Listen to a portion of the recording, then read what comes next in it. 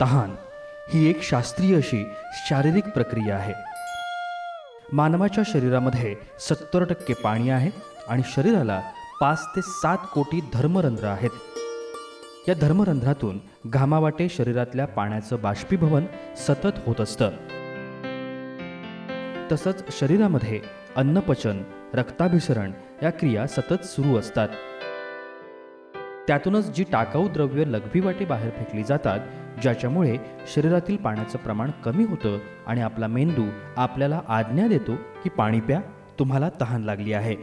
पाण्याशिवाय मनुष्य 10 दिवसांच्या वर जगू शकत नाही. पाणी पिण्याच्या पद्धती आयुर्वेदामध्ये खूप चांगल्या प्रकारे सांगितल्या आहेत आणि ही आपली संस्कृती आहे की आपल्याकडे आलेल्या पाहुण्याला आपण आधी बसायला सांगतो आणि त्याच्यासमोर तांब्या भांडं किंवा ग्लास आणून ठेवतो.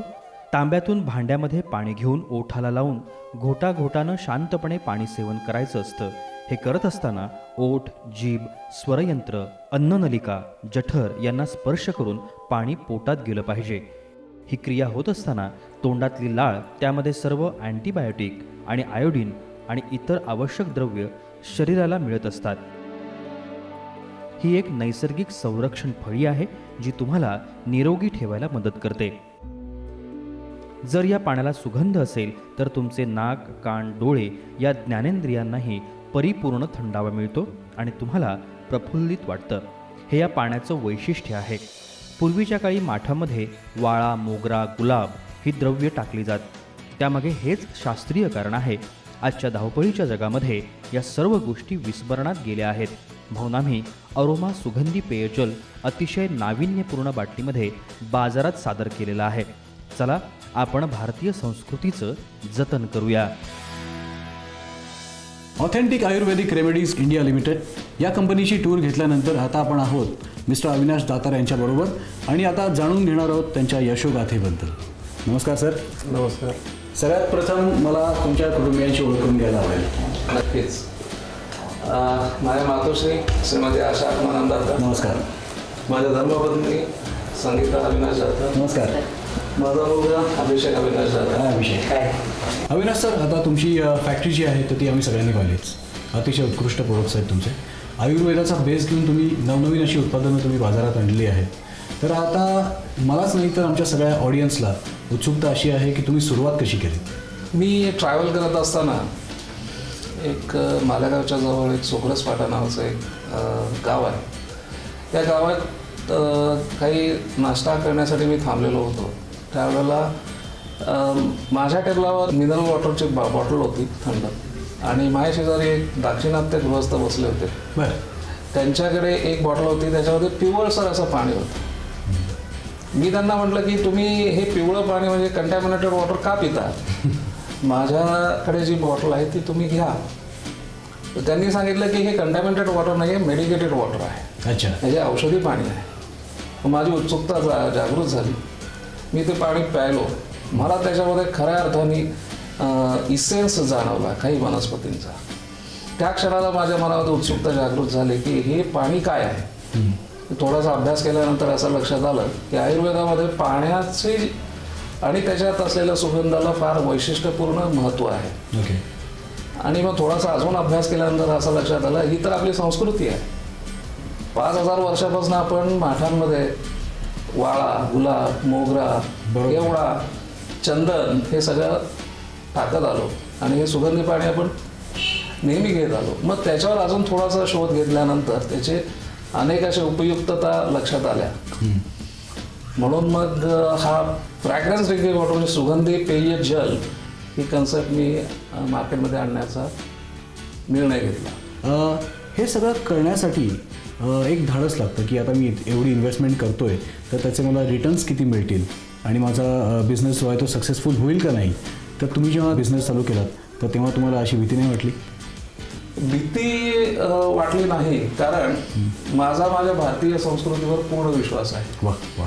फक्त एक मनात विचार होता की सर्वसाधारण बॉटलप्रमाणे बॉटल न आणता सर्व उपयुक्तता असलेली बॉटल कशी आणता येईल मार्केटमध्ये की ज्या योग्य ते पर्यावरणाला पण हानिकारक राहणार नाही आणि सर्व म्हणजे ही बॉटलचा वापर जास्तीत जास्त कसा होईल. ओके. या पद्धतीने मी ती बॉटल डिझाईन केली आणि ती मार्केटमध्ये आणली. याच्यामधला एकाने एक पार्ट हा रिसायकल होतो आणि याच्यापासून अतिशय सुंदर असा उत्तम क्वालिटीचा धागा पण तयार होऊ शकतो. एकंदर नॅचरल फ्रेग्रन्सेस जे तुमच्या प्रोडक्टमध्ये वापरले जातात तर ते सगळे मी स्निफ करून पाहिले तुमच्या लॅबोरेटरीमध्ये. खूप कॉन्सन्ट्रेटेड अशा फॉर्ममध्ये ते होते आणि स्निफ केल्यानंतर खरंच तुम्हाला सांगतो की एखाद्या अत्तराच्या दुकानात असल्यासारखं थोडंसं वाटलं. इतके सुमधूर असे ते फ्रेग्रन्सेस होते. आणि मग पाणी सगळं 4ही प्रकारची पाणी मी जी आहे तर टेस्ट केली. My favourite was rose flavour. I mean it was fantastic. त्या फ्रेग्रन्स जो आहे तो फार असा कूल इफेक्ट वगैरे देतो. आणि मला तुम्हाला विचारायचं आहे की हे नॅचरल फ्रेग्रन्सेस तुम्ही डिराईव्ह कसे करता, कुठनं आणतात, ते कुठनं प्रोक्युअर करता किंवा त्याची टेस्टिंग्स वगैरे जी आहेत ती कितपत ऑथेंटिक आहेत हे की ऑथेंटिक म्हणजे नॅचरलीच हे झालेले आहेत असं तुम्हाला कसं कळतं? हे जे फ्रॅग्रन्सेस आम्ही ज्या कंपन्यांकडनं आणतो या कंपन्या FDA अप्रूव्ड आहेत. बरं. फूड अँड ड्रग अथॉरिटीजकडनं त्यांचे लायसन्सेस प्रमाणित केले गेलेले आहेत. ओके. आणि आमचे काही प्रमाण ठरलेले आहेत. त्या प्रमाणानुसार आम्ही ते फ्रॅग्रन्सेस सुगंधी द्रव्य आम्ही त्या पाण्यामध्ये मिक्स करतो. ओके. आणि याच्यामध्ये हे फ्रॅग्रन्सेस मिक्स करत असताना सुद्धा आम्ही अशी काळजी घेतो की मूळ पाण्याची जी चव आहे याची कुठेही आपण त्याच्यामध्ये मॉलिक्युलर केमिस्ट्री चेंज केलेली नाही. येस. आणि याच्यामध्ये फक्त मिनिमल क्वांटिटीमध्ये म्हणजे अगदी कमीत कमी प्रमाणामध्ये ते फ्रॅग्रन्सेस टाकले जातात. याच्यामध्ये कुठलीही शुगर, साखर नाही. याच्यामध्ये कुठल्याही प्रकारचा सॉल्ट, मीठ नाही. हे पाणी आहे पण हे सुगंधित पाणी आहे.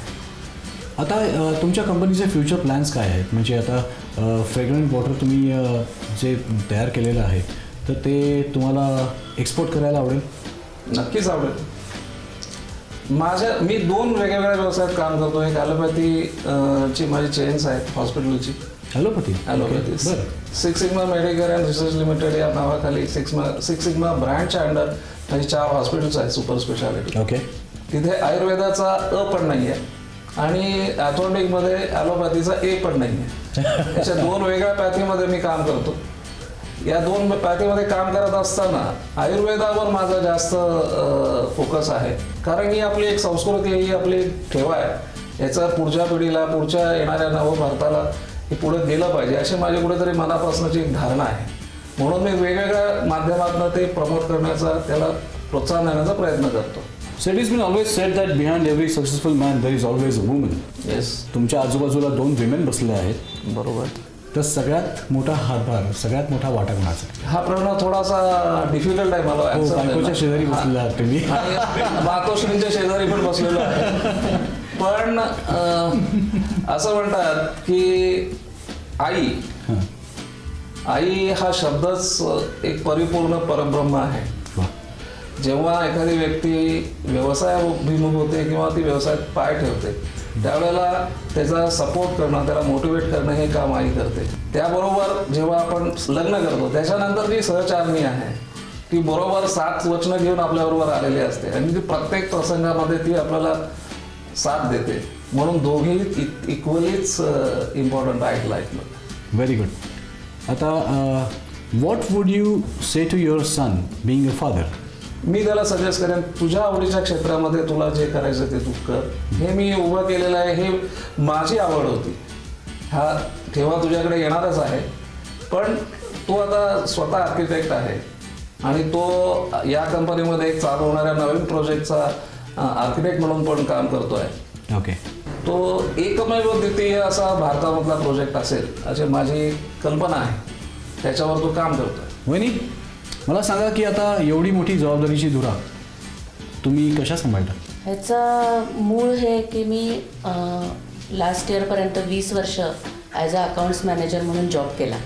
ओके. मागच्या वर्षी जेव्हा ह्यांनी हे नवीन प्रोडक्शन करायचं आपल्याला हे जेव्हा निर्णय घेतला तेव्हा मी माझा जॉब सोडला आणि यांना पूर्ण सपोर्ट करायचा असं मी निर्णय घेतला होता.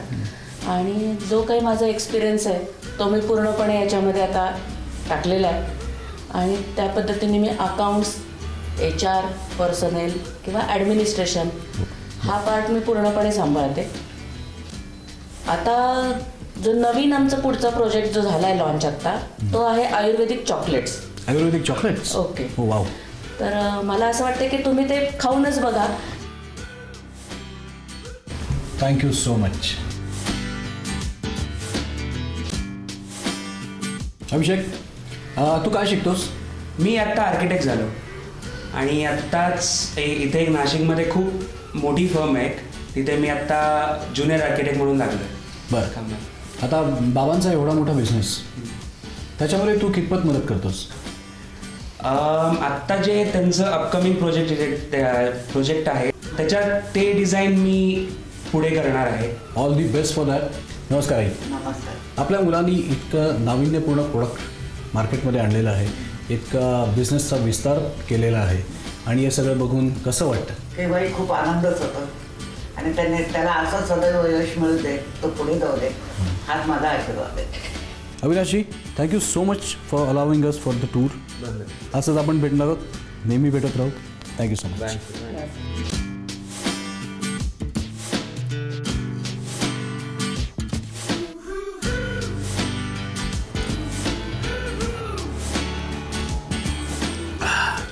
People usually go for evening walks, पण आता मस्तपैकी मी या घोड्याला घेऊन राईड करायला जाणार आहे. आपण भेटणार आहोत पुढच्या आठवड्यामध्ये तुमच्या लाडक्या कार्यक्रमामध्ये, ज्याचं नाव आहे food limited. Till then, bye bye.